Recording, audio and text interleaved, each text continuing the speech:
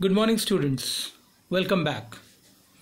In my last class, I told you that how France abolishes monarchy and become republic.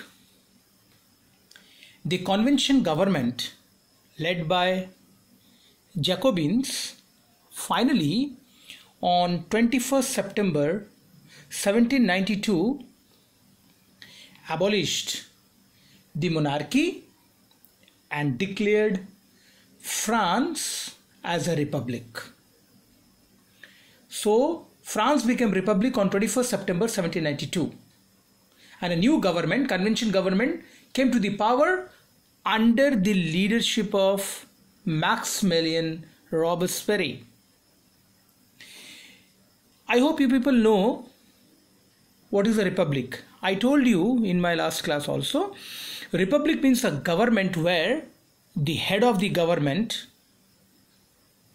and the government as a whole, including the head, is elected by the people and there is no hereditary head in the country. So as France became a republic, there was no hereditary monarchy. So it means what happened to the king, Louis XVI? Louis XVI was sentenced to death by a court on the charge of treason. And finally, on 21st January 1793, Louis XVI was executed. Louis XVI was executed on 1793, 21st January, along with his wife, Marie Antoinette. And with this, hereditary ruler comes to an end and France become a republic.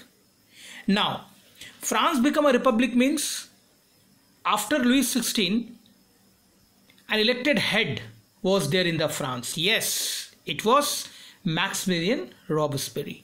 So when Robespierre came to the power, people had great expectations from this man. And I am telling you, students, after coming to the power, because he was popularly elected, after coming to the power, he made several positive changes also that was liked by the people. People had great expectations with this man because in his election all the people, passive citizens, active citizens, took part and elected him as the head of the country. So after coming to the power, he made several positive changes. But while doing so, in between, he derailed from the path of democracy or democratic ideas. And he started several notorious activities, illegal activities. Why I told you notorious? Because these activities never accepted or promoted or advocated in democracy. So what were those steps taken by Robespierre? Before that, we have to learn his period. The period between 1793 to 1794, when Robespierre became the head of the country, this period was known as the Reign of Terror. Reign of Terror means a period of terror. What happened to this period?